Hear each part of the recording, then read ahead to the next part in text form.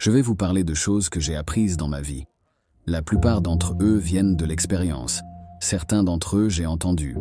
Beaucoup d'entre eux je continue à pratiquer. Mais je crois que tous sont vrais. La vie n'est pas facile. Elle ne l'est pas. N'essayez pas de le faire apparaître comme ça. La vie n'est pas juste. Ça n'a jamais été. Ce ne l'est pas maintenant. Et ça ne le sera peut-être jamais. Ne tombe pas dans le piège. Le piège juridique. Un sentiment d'être une victime. Tu ne l'es pas. Oubliez ça et continuez. La question que nous devons donc nous poser est la suivante. Qu'est-ce que le succès pour nous? Qu'est-ce que le succès pour toi? Est-ce plus d'argent? C'est très bien. Je n'ai rien contre l'argent. Peut-être que c'est une famille en bonne santé. Peut-être que c'est un mariage heureux. Peut-être que c'est pour aider les autres à être célèbres, à être spirituellement sains. Laissez le monde un peu mieux que vous ne l'avez trouvé. Continuez à vous poser cette question. Maintenant, votre réponse peut changer au fil du temps et c'est bien. Mais faites-vous cette faveur. Quelle que soit votre réponse, ne choisissez rien qui puisse vous mettre en péril. Priorisez qui vous êtes, qui vous voulez être.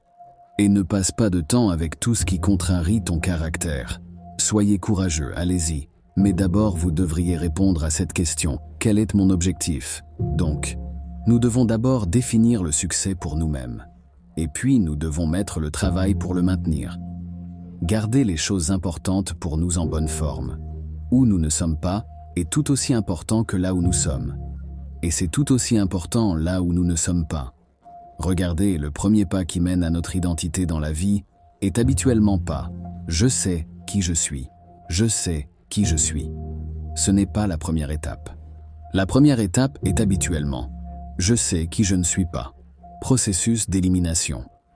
Se définir par ce que nous ne sommes pas est la première étape qui nous amène à vraiment savoir qui nous sommes.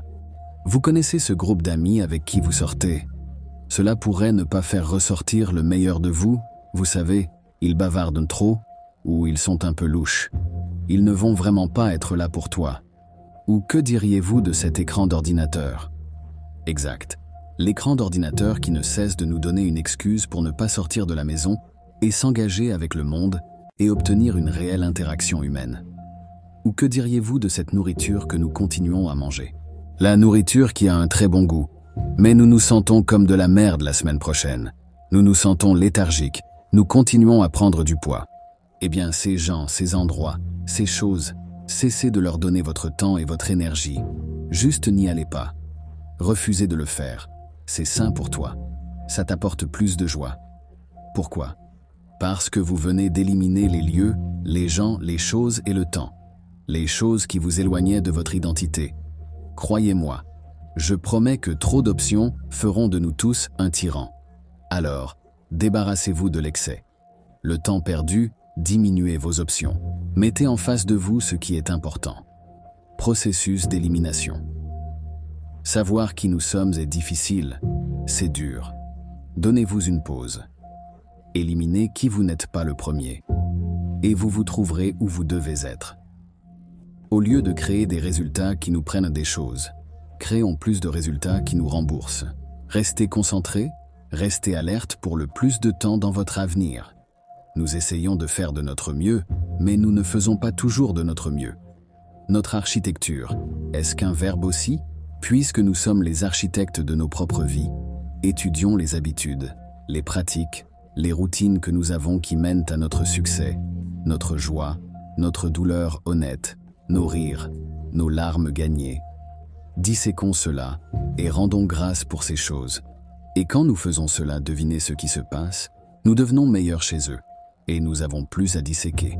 Soyez perspicaces, choisis-le parce que tu le veux, fais-le parce que tu le veux.